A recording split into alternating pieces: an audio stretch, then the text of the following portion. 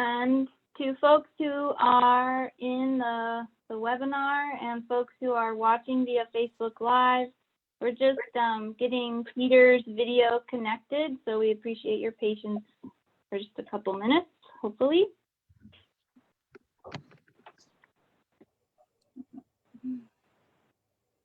And Peter, if we can't get your video started, I think at least we have the sound of your voice. Oh boy.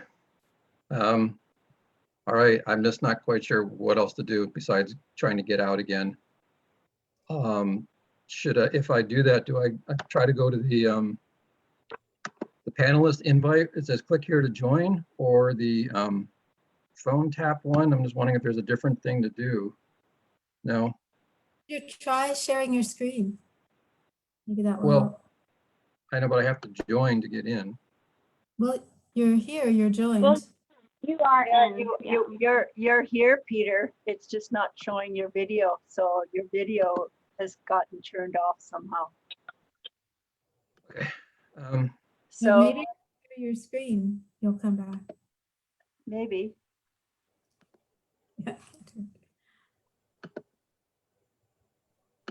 I'm doing that. Oh, Well, we can see your show. We just can't see your face. yeah, we can see your slides now, Peter.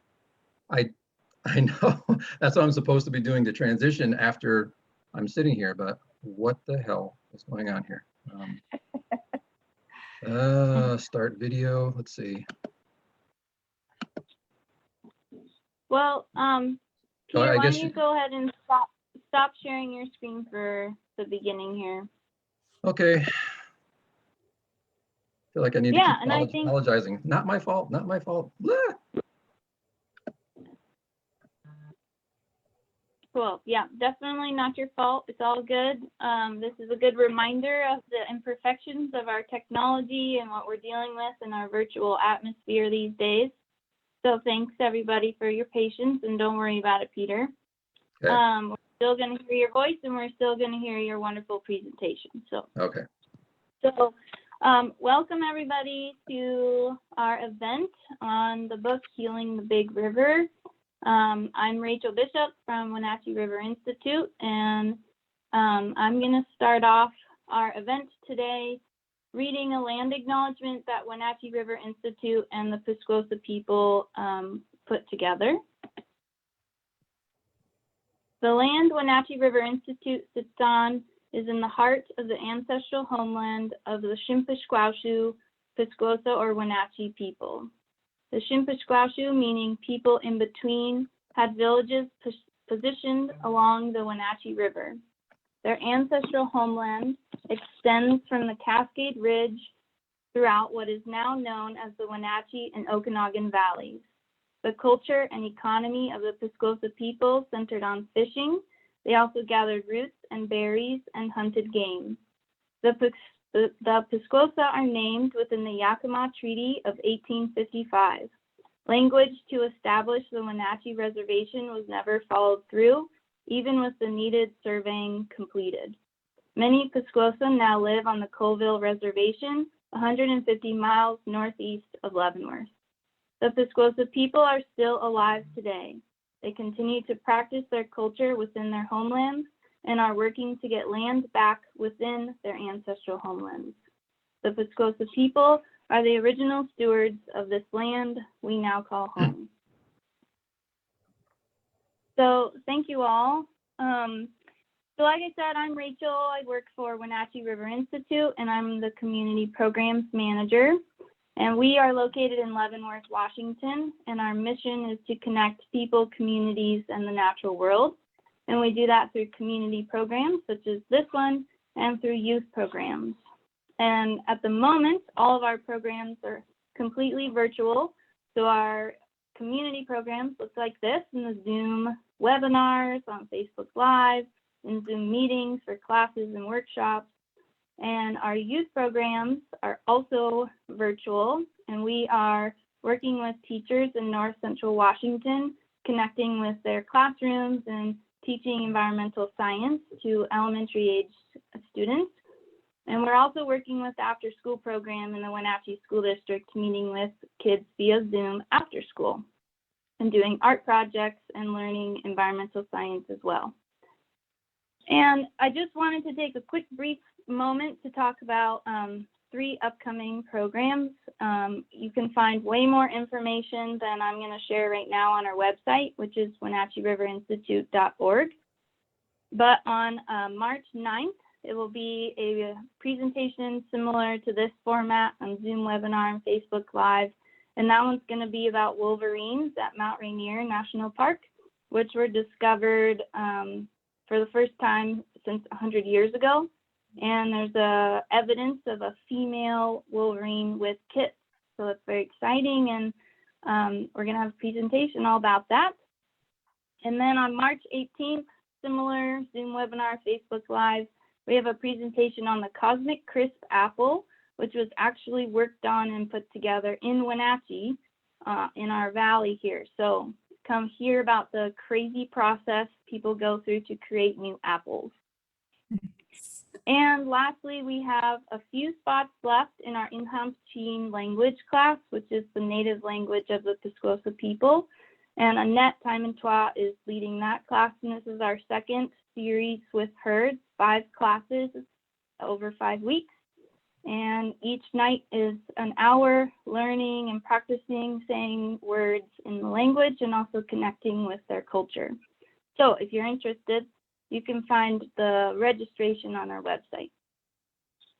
Okay, so if you're watching through Zoom webinar, the best way to ask questions is to type it into the Q&A or in the chat feature, and I will make sure that those get asked at the end of the presentation. And then if you're on Facebook Live, the best way to ask a question is typing into the comments. And again, I will make sure they get asked at the end of the presentation. So today for this event, we have Jackie from A Book for All Seasons, which is our wonderful bookstore in Leavenworth. So I'm going to turn it over to her to explain how you can purchase the book that we're going to hear about tonight. Well, hello, and thank you, Rachel. We are so honored to be included, and just love Wenatchee River Institute's marvelous programs, and really excited tonight that Peter's book, and which Pauline has a guest essay in, is fantastic, and we have several autographed copies at the store. The store is open 7 days a week. You're welcome to come in and browse. If you feel more comfortable, you can always phone us. We can mail things to your home. You can pick things up at the door. So phone, internet, or come on in the store. We have Peter's and Pauline's wonderful book, autographed copies. And thank you for including us. Great, thank you, Jackie. All right, so I'm going to introduce Peter, and then Peter is going to introduce Pauline. Great. Okay. Well, I was there, and all of a sudden my face disappeared, folks. So I'm very sorry about that. Give me another second to try. There you are. Yay. You know, technology. Just don't breathe, don't talk. Maybe I'll just lip read. Okay, so let me hit the share screen here. Get this thing going. Bear with me, folks. This just takes a minute. Come on. Peter, I'm going to introduce you, so hold on a second. Okay, go ahead. So Peter's evocative landscapes reflect time spent working with light at the edges of day. He has produced 6 photo essay book projects and has had a diverse list of clients from National Geographic to Travel Oregon. His work is part of a permanent collection at Oregon State University.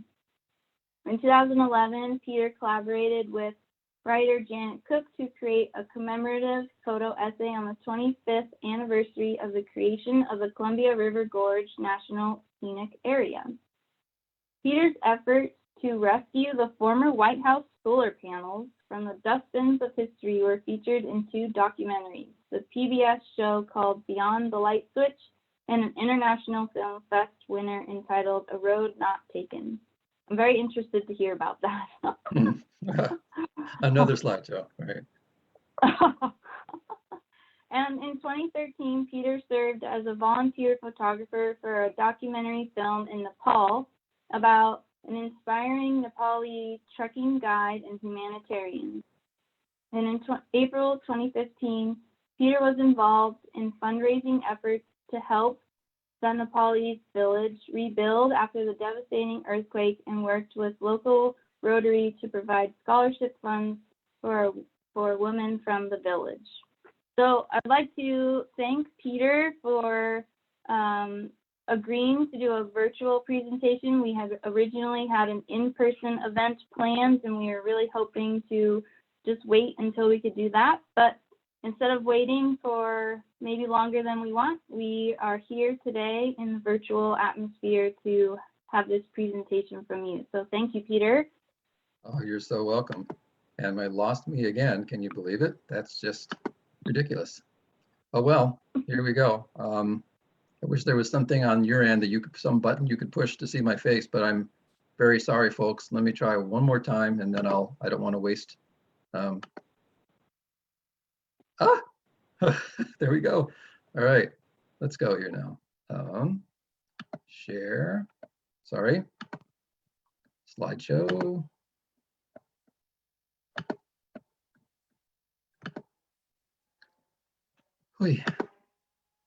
Oh. Okay, we good to go? Good to go. Good to go. Okay. Well, again, sorry. You saw my face for a few seconds. I guess that's going to have to be good enough. So my name is Peter Marbach, and I'm so happy to be here tonight and sharing this evening with Pauline and Rachel and Jackie. People have often asked me, you know, how did I come up with this idea for this project, for this book, you know, Healing the Big River, Salmon Dreams and the Columbia River Treaty.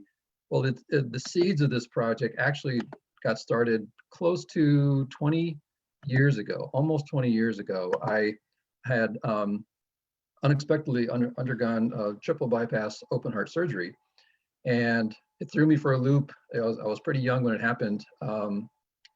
And to make a long story short, I'm a mountaineer, and to be able to climb to the top of Mount Hood, which is the image you're seeing right here, at sunrise, and to look out and see the Columbia River, I mean, I dropped to my knees and just wept because I was just so happy. But on that day, it was, oh my gosh, April of 2001, I made a pledge that someday I was going to do something to honor the Columbia, because during my recovery period, I spent a lot of time sitting along the shores. And then when I got stronger, I started hiking a little bit. And so it was a pledge that I made out loud to the universe, nobody else that was around. But it took a while to come up with a concept and an idea. But it wasn't until maybe 6 years beyond that I got this idea of, like, I'm going to do a pilgrimage up to the headwaters of the Columbia. I have never been there before. And I don't have a little pointy thing here, but if you can see on this slide, near where it says Invermere in British Columbia, that's where the Columbia River begins. And I'm embarrassed to say that before I started this project, I did not know where the headwaters was, and I didn't know that some 400 miles of the Columbia are in Canada. And having worked on this project for 14 some years, I can tell you without question that the Canadian section is the most stunning section of the entire river. My apologies to people around Wenatchee who think the Columbia there is fantastic, and even down here in the gorge, but honest to God, if you haven't been up to the headwaters, put it on your bucket list. It'll just make you cry. So this was the very first image I took for the book some, gosh, 15 years ago or so. And I found this scene. If you look in the upper left-hand corner of the picture, that is Lake Columbia. And the river begins its natural flow flowing north for some 200 kilometers. But look how wild and free it is and narrow. It's maybe 15, 20 yards across. And it does this all the way in between two great mountain ranges. You have the Purcell Mountains to the west and the Kootenai Rockies to the right. And it just takes your breath away. And so many years ago, I had a friend, a writer, Robin Cody from Portland, who canoed the whole river back in 1994. He was one of the first people to have done it. And now it's become a thing. People kayak it, canoe it, raft it, swim it, and that, you know, it's a cool thing to do now. But he told me, he says, Peter, there's a spot where you can straddle the headwaters of the Columbia. And I was like, no way. So I had this vision quest in my head for so long. And then I finally got up there, and the 3 days that I was there to get this image, it was just terrible weather, just sleet, rain, you know, below zero, cold, cold, cold. But the weather gods took pity on me and cleared for just a minute. You can imagine, you know, this might look like a very easy photograph, but no one's around, and it's just me.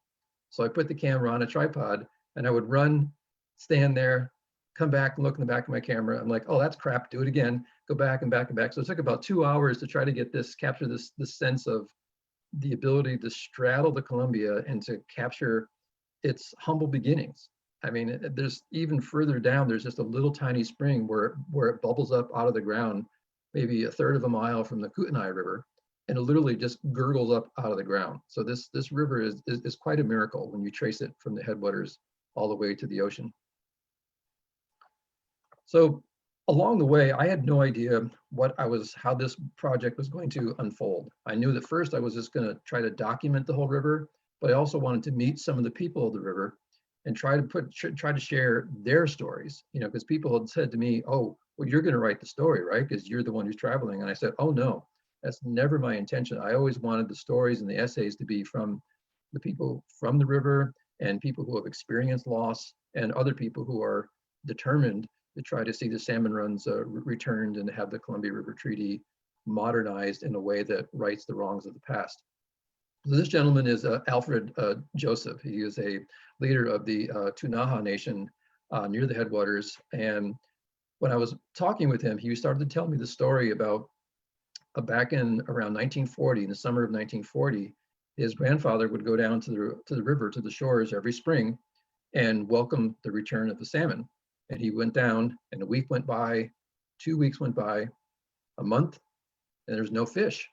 So Alfred says to me, well, surely we must have done something to upset the creator. We don't understand this. Well, they had no way of knowing that the Grand Coulee Dam had been completed enough so that it blocked the salmon runs. And it's been 80 some years since the salmon had been up to the headwaters. And as he's telling me this story, I can see like a single tear forming in his eye, and I'm doing all I can to fight back the emotion. So it was a real honor and a privilege, but just emotionally brutal to hear this story. But afterwards, I told myself, okay, I think I found what I'm supposed to do. However long it takes, I'm going to keep doing this and try to tell more stories. So to give you a sense of what the river system is like up there, I mean, just take a look at this. I mean, I had to get over my fear of getting up in a little two-seater airplane. I do not enjoy it. It makes me nervous as all get out. But you can just see the braided river system in between two mountain ranges and all the wetlands. And actually this area near the headwaters, I think it's the second largest intact wetlands ecosystem in all of North America.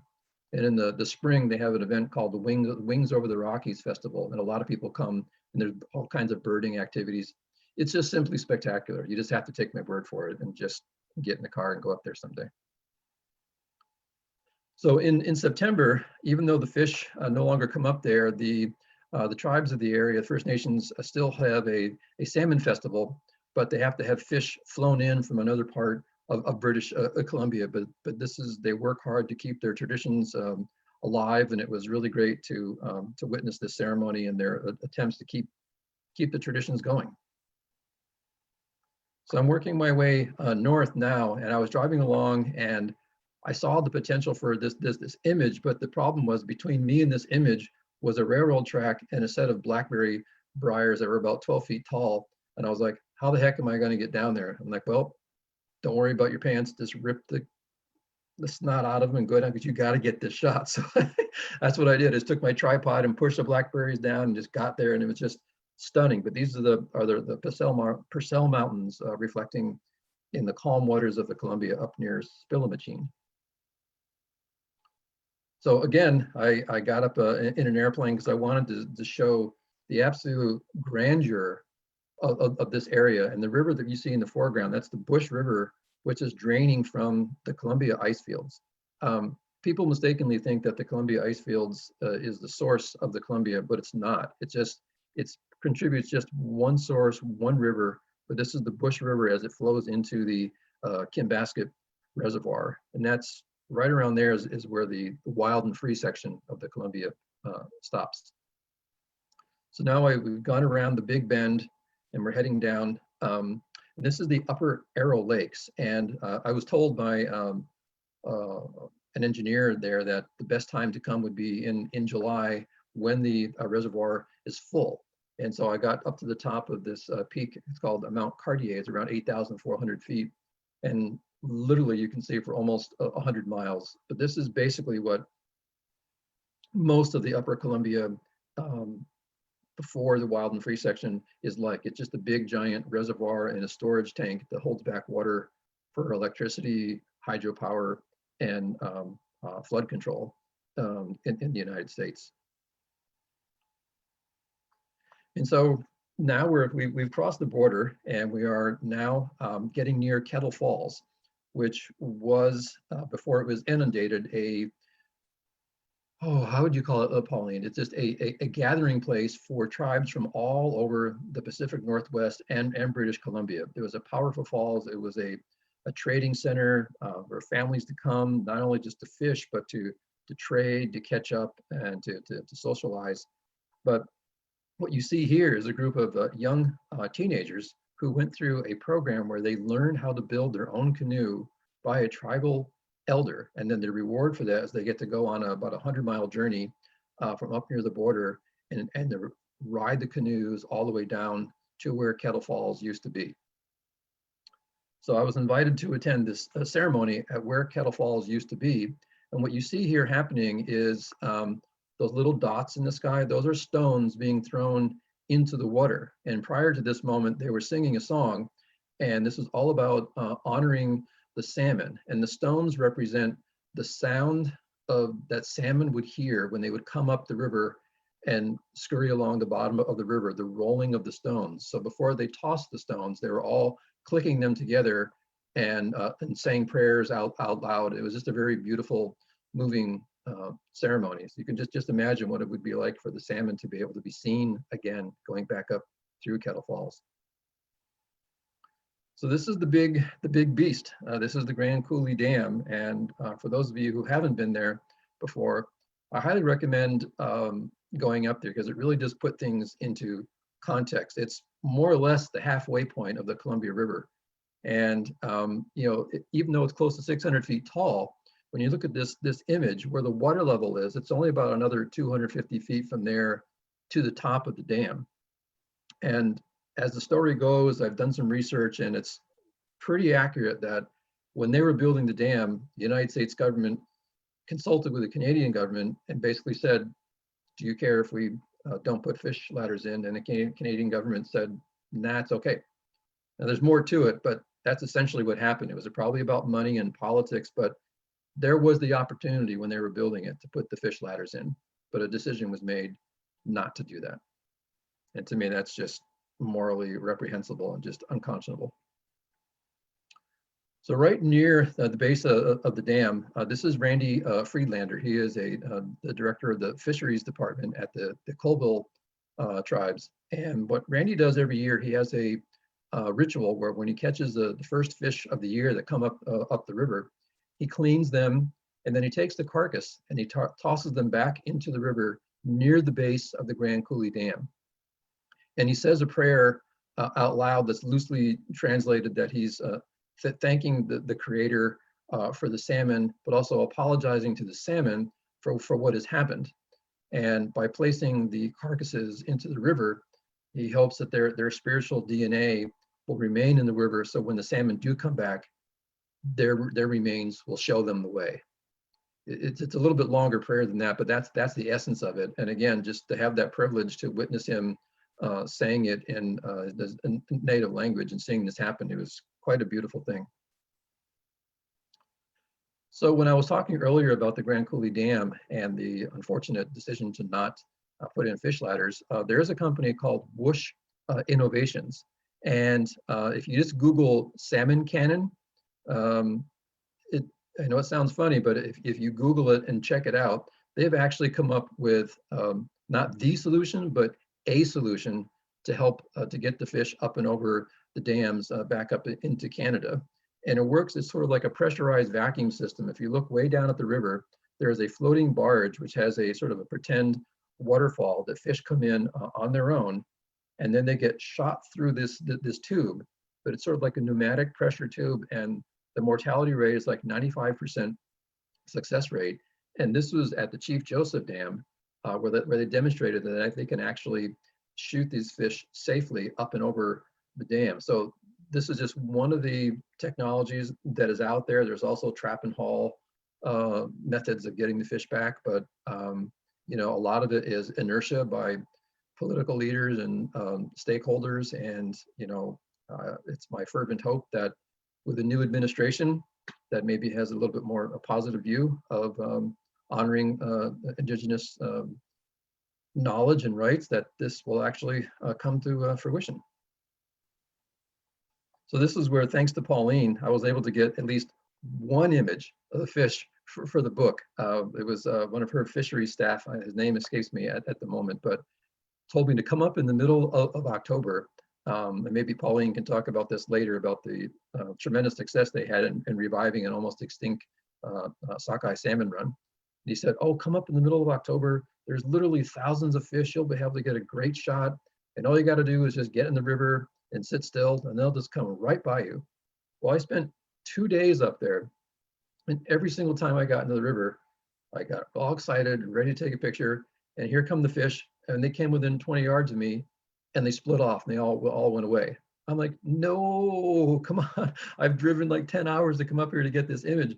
So finally, this one, I swear to God, this is what it felt like to me. This one fish like broke off from the pod, from the school of fish, and came over because some angel, the creator, said, look, take pity on this guy. He's trying to help you out. So he came over and just, you know, did this for a couple of seconds and then took off. So I got one shot and that's it. So thanks to Pauline and her fisheries staff, at least I have one image in the book that has a salmon in it, but I was looking for something a little more dramatic, but you know, this is what happens. So now we're moving downriver. We are now beyond the Tri-Cities area, in an area called the Washougal Gap. And what you see here is these two basalt spires in the middle here. Those are called the Caillou Sisters, or the twin sisters, which have a very prominent role in the creation story and mythology of the Umatilla and the Cayuse and the Walla Walla tribes. But to get this image, I had to climb up to the top of another mountain to be able to get this shot at sunrise. And so now we're getting into Oregon. This is on the Umatilla River. This is Jeremy Red Star Wolf and his son. He had invited me to come spend part of the day with him because he was wanted to teach his son the traditional ways of fishing. And it was really a lovely experience because he was really patient with his son, and he was trying to point out how to catch the fish and how to put the dip net in the water. And after a couple hours, they only caught one fish, but it was really exciting because his daughter was so happy, and she picked up the fish and she held it up, and it was as big as she was. And she invited me over to touch the scales, and she was telling me all this information about the fish. She's just so knowledgeable. So it was a very exciting and rewarding moment for me. So many years ago, we're now in the eastern end of the Columbia River Gorge. The bighorn sheep were reintroduced, and I knew that they were there, but it's not so easy to actually find them. So I just took a drive out a couple of times, and I could see these brown dots way up in a hill. So I got out of my truck and did the old, belly crawl, hide behind a rock thing to get this image. And these two guys, came down, and they stood about 10 yards apart, and then they just stood there.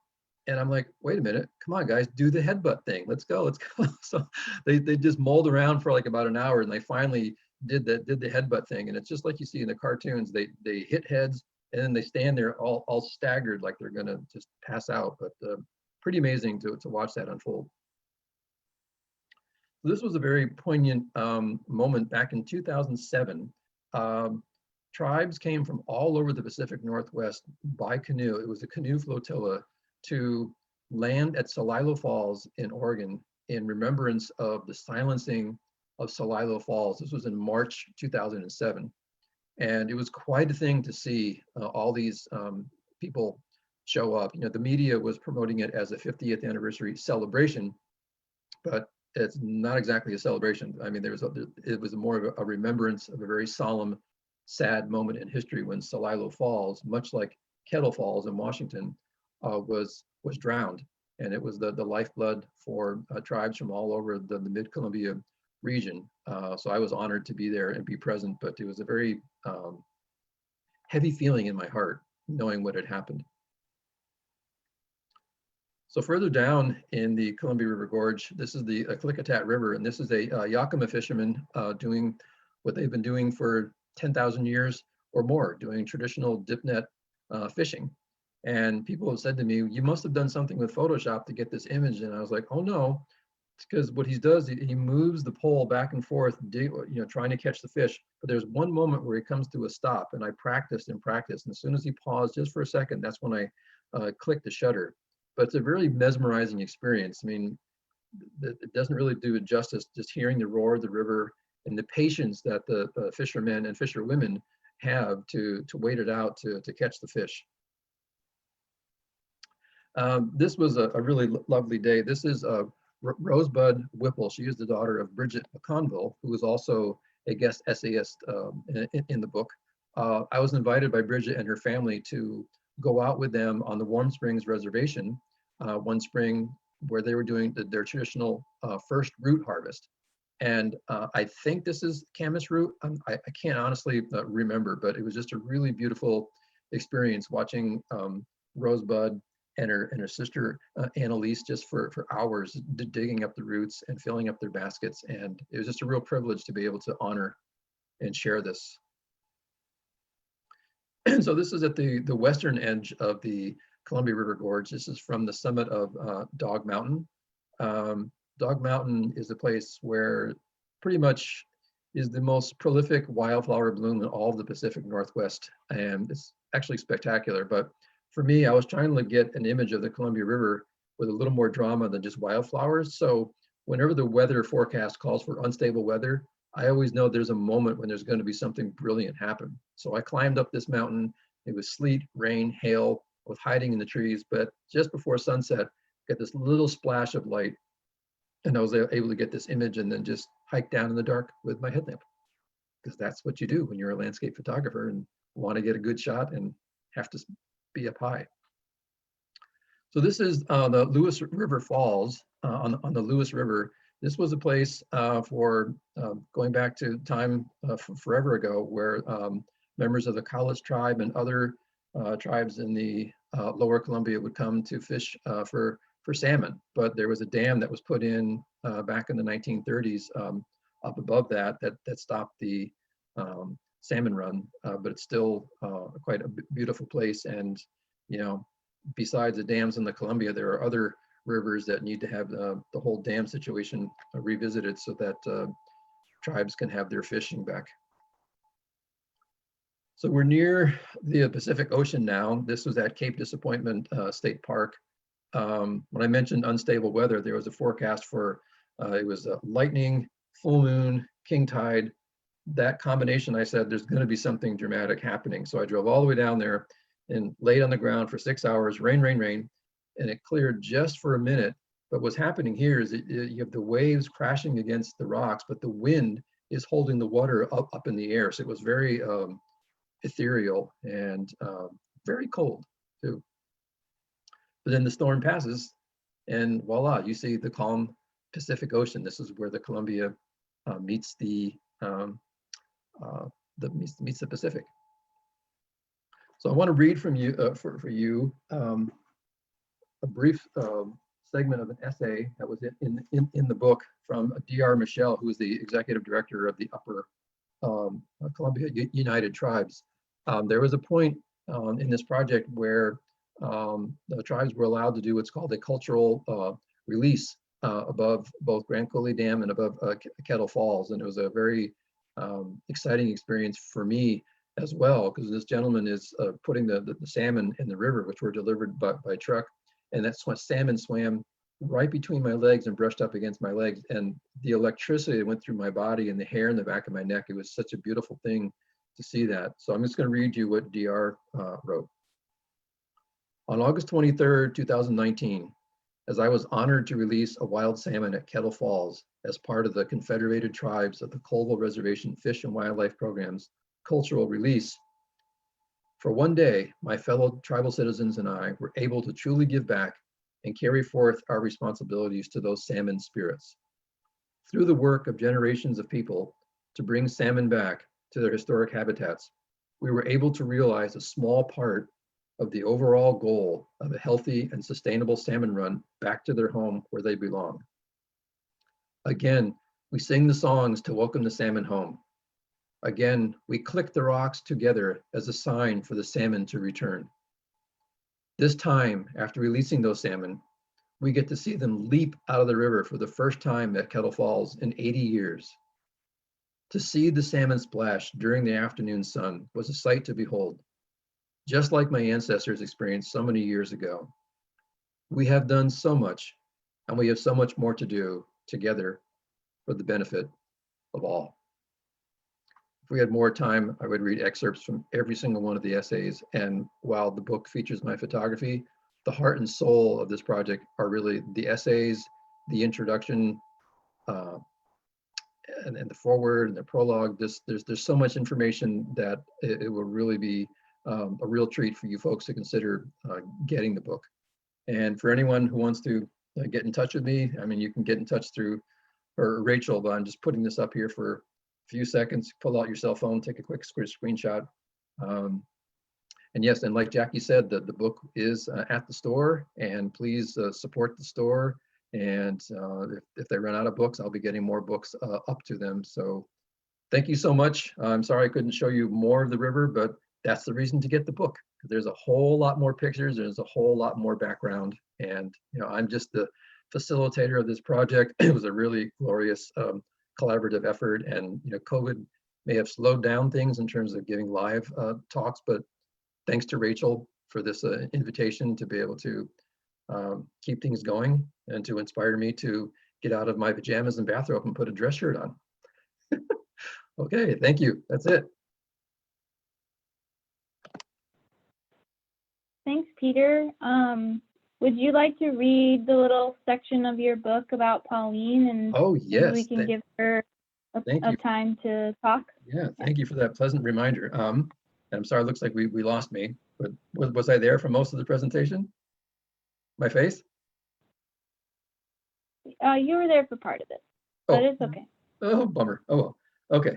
So yeah, so and Pauline, forgive me, I'm going to mispronounce this, but please forgive me, and you can correct it later on. So Pauline Terbasket is a proud Syilx woman, member of the Syilx Okanagan Nation, and executive director of the Okanagan Nation Alliance. She loves to share the story of the Syilx Nation's campaign that saved the Okanagan salmon from the brink of extinction. And I just wanted to say it was such an honor and a pleasure to have met Pauline. I can't remember exactly where we met. It might have been at a conference, but she was so gracious with her time, and her essay is one of the more powerful ones in the book. So again, another reason to consider purchasing the book.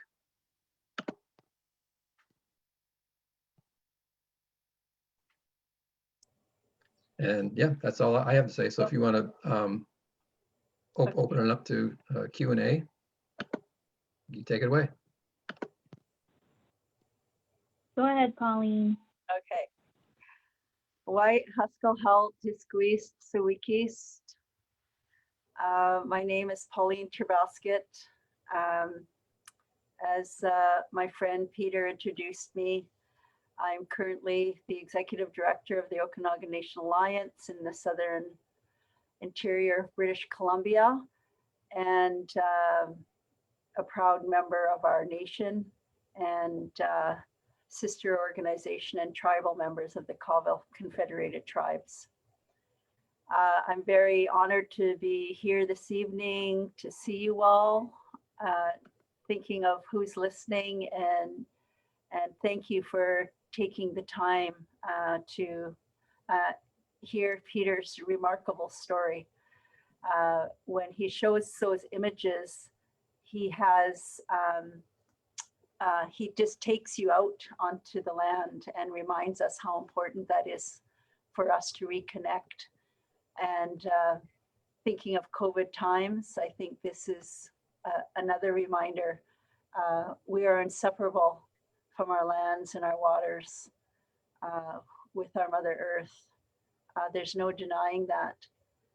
The One River hosts 13 incredible, amazing, culturally diverse Indigenous tribes, including mine, the Silks Nation, in the lower river of the Okanagan subbasin of the Columbia River, the One River. And as Peter shared, we did in our work in terms of stewarding our lands, caring for and picking up our responsibilities to hold these ceremonies, to reconnect, to present ourselves as tribes. I'm reminded by Rachel's gracious and wonderful acknowledgement is a place to start on her acknowledging the Indigenous nation of where the Wenatchee Institute resides. It wasn't empty space on contact. These lands and waters were occupied as they are today by beautiful people, now of very multi-diversity of culture and language. We've suffered, as Peter spoke to, around the impact colonization had upon all our Indigenous nations. And like our salmon, like our Intiktik, we are persistent and determined to uphold our responsibilities and care for one another. It's a relationship that our Indigenous peoples' worldviews and values and customs and laws knew from time immemorial, that we had a responsibility to care for our lands and waters and all living things so they could take care of us. And so this work in today's context of, multi-layers of, colonization and subjugation and dispossession of Indigenous tribes from their lands and from their foods, is part of that self-determination to assert ourselves back into our legitimate and credible place to be and live. We have a saying, I have one snippet of it's an essay, it's a shared story, it's a memory. And I just call upon you to remember to call upon those memories that each and every one of you have, and that you can remember about place. And this is something I always speak to in my brief presentations. And today I don't have a PowerPoint slide and or any of the points around what I'm sharing today, other than just sharing my heart in this short time that we have together, to encourage you to remember and to know that wherever you live, Indigenous peoples lived. It was a homeland, it was a territory at one time. And that river was healthy at one time. That river provided all that it needed to provide for the people at one time. And we have a responsibility to restore it. As you journeyed on with Peter through his slides, through those remarkable, beautiful slides, and the talent and skill he has to make an impact in the world,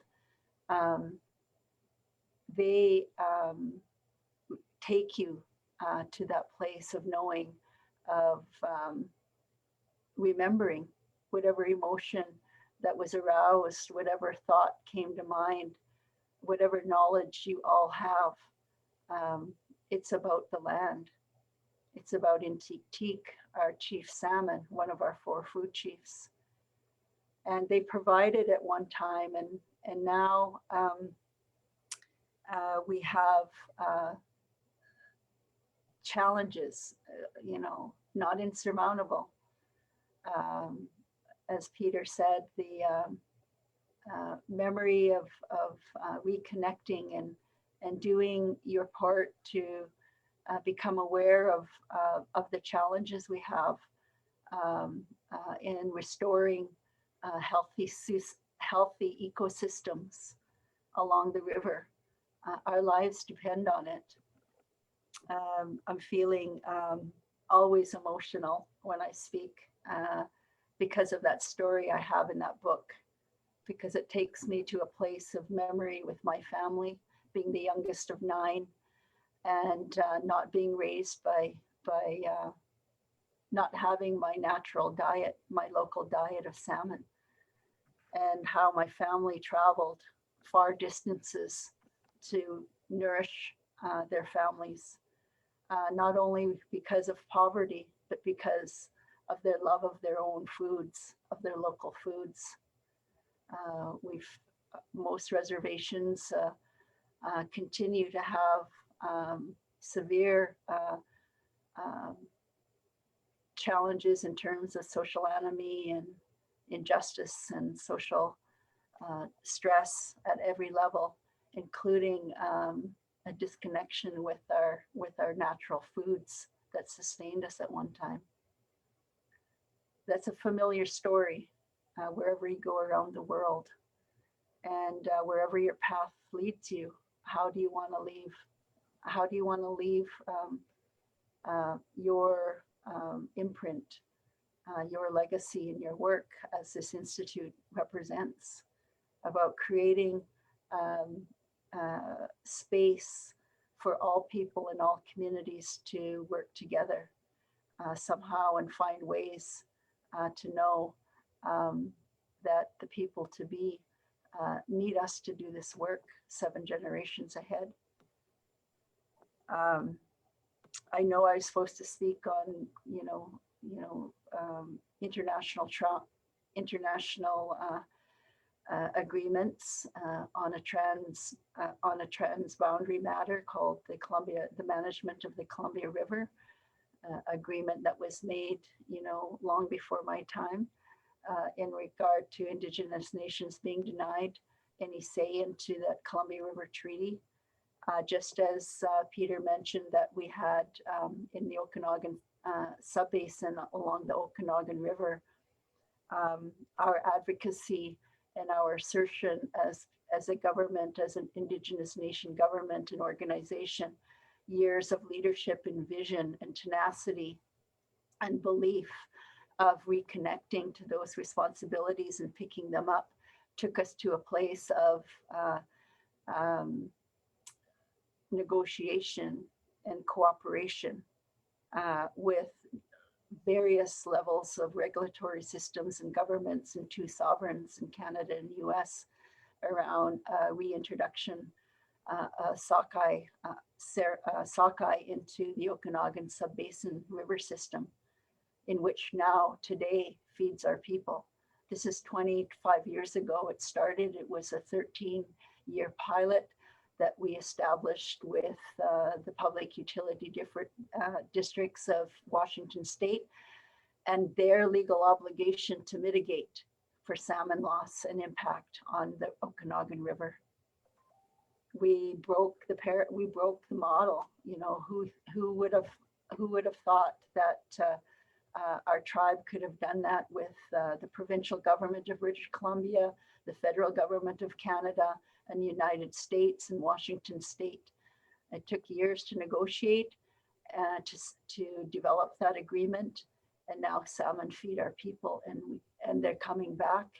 And we now have a $10 million sockeye salmon hatchery another a result of cooperation and collaboration and persistence and self-determination.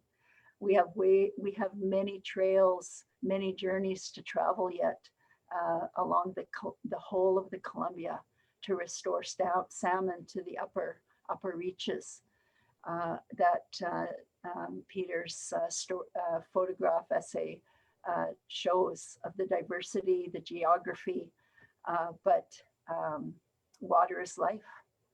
And those industrialized reservoirs that were once natural flowing rivers need us, and we can mitigate, and we can rehabilitate, and we can have salmon returning to the upper reaches of the Arrow and the Columbia. I have no doubt in that. Generations to come depend on me to share this with you. And whatever you do out there, community advocate, helper, board member, director, relation, do what you can to think about your children having food from the land to feed their families and clean water. And there's enough information on the Columbia River Treaty in the public domain that is in negotiation now for you to access on both sides of in U.S. and in Canada and British Columbia. So I call upon you to go to those websites to reacquaint yourself to the status of those negotiations and get involved. I know we have some time for questions and answers, but for me, meeting Peter was about me pursuing my interest in doing the work to raise the Indigenous voice and to raise the awareness of us in this together. And to raise that these lines, these boundaries, they're artificial, just like the reservoirs, they're artificial, and they provided life at one time, and so I believe we have to give life back the best way we can, and as you know, as you read the background on the Columbia River Treaty negotiations, our tribes have worked hard to insist to have added to, as Peter said, 2 reasons the Columbia River Treaty: hydroelectric power and flood risk mitigation. And we want ecosystem function, ecosystem management put into the treaty. We need to restore our lands and safeguard our waters for future generations. Like my friend quoted one of my relatives, D.R. Michel, in his work, his excerpt that Peter shared. It's all from our heart. In my language, we say "Waichiap" to all of you. Waichiap. We've all gathered. We're all here. We're all meant to be here. And thank you for coming and joining this important conversation. We have all stories to share. As mine's in the book, I was lucky to run into Peter and take that opportunity for myself, just as a salesperson, just as a individual that wants to make a difference. With that, I'll say Limlimt, which is thank you, and take extra good care. The importance of those ceremonies in our revival of our of ourselves, of our identity, of our culture, of our Indigenous language, of our Indigenous foods is what we live for, because our generations to come need us to know that. It must be meaningful and it must be with purpose. Thank you, Linland.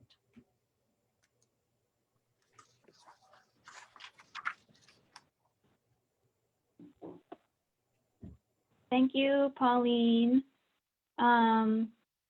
So we do have some comments that I'll share, and then we have some questions. But first, from Susan, we have a thank you very much, Peter and Pauline. Beautiful photos, wonderful sharing from the heart, Pauline. Thank you. And Susan also is saying the Columbia River is indeed a very special river and spirit. So one of the first questions we had, and I think we're just gonna put these to both Peter and Pauline, and whoever feels most comfortable answering them. And if there are questions about the bookstore, we'll send those to Jackie. So Kiffin's question is, have there been any engineering studies to see if a fish bypass is possible over the Grand Coulee Dam? Does anyone know about that?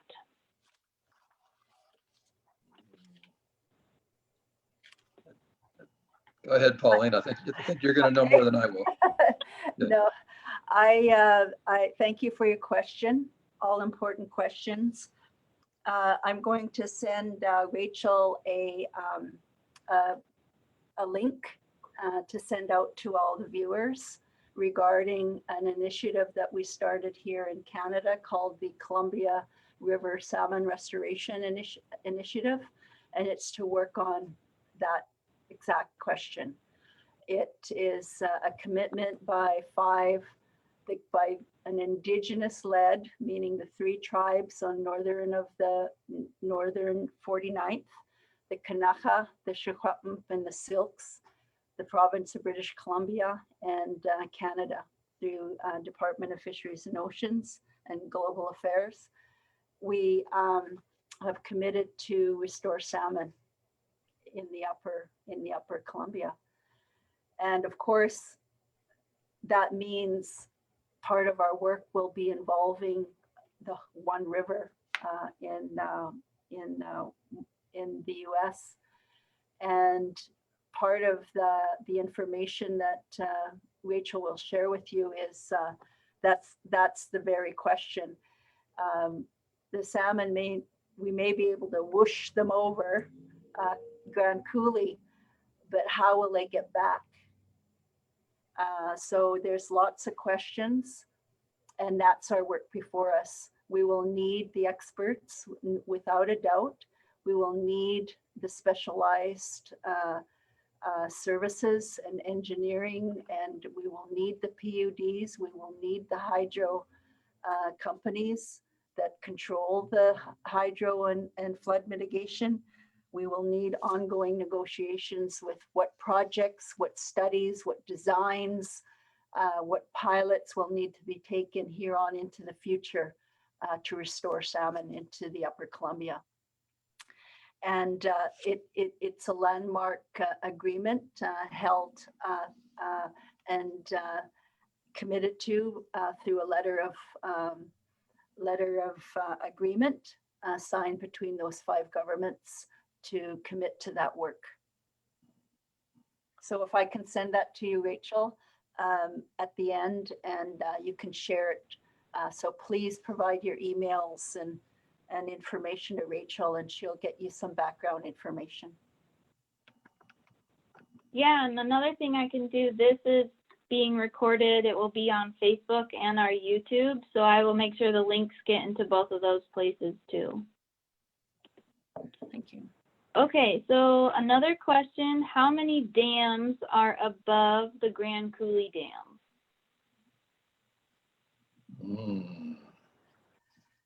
This is testing. Yeah. I will tell you in a minute. Yeah, I think that there's like 14 on the main stem, On the main stem. like total, not above Grand Coulee, but total. But then there's in the whole Columbia Basin there, I think there's around 40. But above the Grand Coulee, yeah, that would take some thinking and looking at a map. But I'm going to say, Pauline, maybe 5 or 6. Yeah, there's Juanita, Brilliant, um, one, Yeah. two, Revelstoke Revelstoke, and Micah, and Micah. There you right? go. And Hugh Keenly side. Yeah. Yeah, so 6 or 7 above the Grand Coulee. Keenly side, Brilliant, Micah, Revelstoke. And what was that? Right. Last? Yeah, Micah, right? Yeah. yeah, Micah. Okay, Yeah. and so then a question in response to that is, do any of them have fish passage? Not to my knowledge, No. no. And I think too, with the Grand Coulee Dam, even if by some miracle, eventually someday that we are able to get fish up and over the Grand Coulee, before that, the Chief Joseph Dam, which is about 30 miles downriver, same thing has to happen. There's currently not fish passage there. That's a much smaller dam. That should be an easier lift, so to speak. But before the fish can even get up above Grand Coulee, they have to get above Chief Joe, because Chief Joe is the as far north as they go right now. And I've heard stories, from DR Michelle and others, where that the salmon still come all the way up to Chief Joseph Dam, and they hurl themselves against the dam, like they're still trying. And at really high waters, the fish sometimes will try to use, there's a set of stairs for humans to walk on the side. When the water's really high, the fish will try to use those stairs to get up and over the dam. So they are resilient, they're ready to go. It's just stupid humans are getting in the way.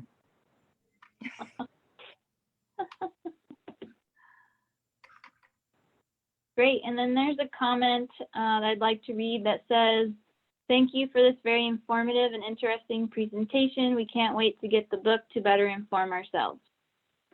Yay. Okay, and then we have a question and some comments from Randy. Thank you all. I was wondering, what is the Syilx name for the Columbia and how to say it? Is there an effort to promote use of native names for the river to emphasize its roles and relationship of the river to the people, especially given the historical associations of the word Columbia with problematic concepts of colonization and manifest destiny? Wow. Thank you. Thank you for that. I think that's the exact, when I was speaking to, really Peter's work is really, in my mind, part of the decolonizing work between Indigenous and non-Indigenous peoples throughout our lands. And it's just critically questioning those relationships and restoring them as well. And for sure, the work and the opportunity that it presents is all up to each of us. That's how I like it. It's what I put into that decolonizing and framing of our work. It's about doing things different and new and restoring something that's so natural as human connection.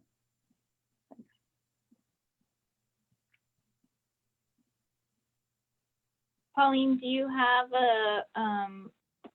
a native word for the Columbia? That one of the questions Randy was asking. Oh, if Randy, you feel comfortable. Yes, I forgot. Yes, I'm not a language speaker, and it's part of the tribes. If you remember Rachel's sharing at the beginning of some of the upcoming workshops, I was very struck by what the Institute is facilitating in raising awareness in the revitalizing of Indigenous languages and the importance through those languages that really connect us to our place. And our place, our language comes from the land, and as our ceremonies. And so all our ceremonies have our fluent speakers and cultural knowledge keepers support us. I'm not a fluent speaker, and so a lot of our communication is in our language. I can say that for the Silks Okanagan Nation, we have an Ensilchen word for the Columbia River. And it'll be on some of the information that I'm sending to Rachel. I just wanted to add a comment about the name of the river. The book, the first part of it called Healing the Big River, that was a huge effort consulting with all the tribes up and down the river to try to come up with a phrase that was acceptable, that loosely translates in most of all the different tribal languages of what to call this thing. Because I was never going to call it the book like the Columbia from Source to Sea or something boring like that. I really wanted to come up with something that was correct. But there, I had a couple different titles, but then I asked one tribal person and they said, well, that doesn't connect with our culture. And then, and so I had to come up with something that was loosely translated. So the Big River is a loose translation in many of the tribes and First Nations up and down the river. So just the backstory of the name of the book, because it's I was trying to honor everyone, which was a tough thing to do, but it seemed to be the general consensus was that's okay. I'm not going to mess it up too much by calling it the Big River. Thanks. So there's a couple questions in response to the story of fish throwing themselves against the dams. So one anonymous attendee says, so eventually the fish will wear the dams away then? We need a bigger fish. Yeah. Yeah. Oh boy. Yeah. There's something to be said about our resilience. You know, when people share that, you know, that insurmountable feat, actually, if you think about how our relative in Teak throws himself at the dam, he's determined to return to spawn. And so it just speaks to, you know, what is that teaching? What is that? What is it about hearing that and thinking about that makes it so infuriating and around, like there has to be something. All life is valuable. All life has, you know, is a relation, and that again is about a worldview and an understanding. As the languages and as the tribes along the river are all very diverse. There's this universal understanding that there's this connection, and the importance of place. And those salmon are going. It's in their DNA. It's in our DNA. They're going home to their place, and so yeah, we will bring them home.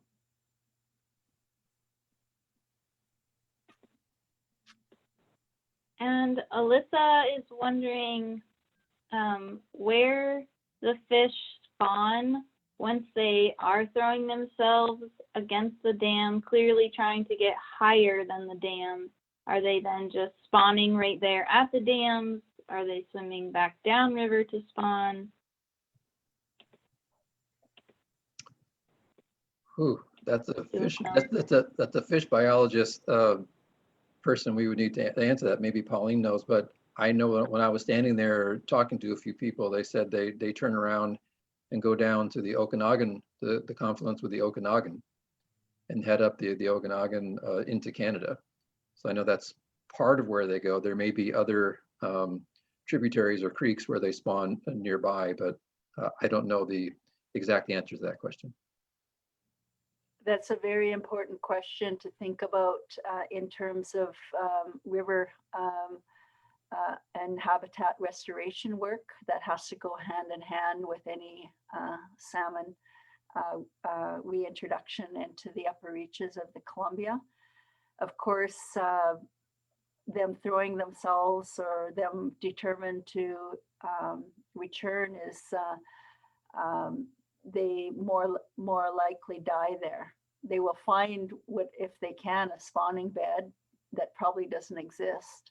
And some of them may, we have studies on the Okanagan confluence around tagging and monitoring and doing that work that Peter spoke to about tracking the salmon. We have a salmon fry release every spring and the tagging, and 4 years they come back. You know, their cycle is 4 years when we release them on the Okanagan River system. It takes them 4 years to come back. So some of them will find their way that way and or die because they won't have nowhere to spawn.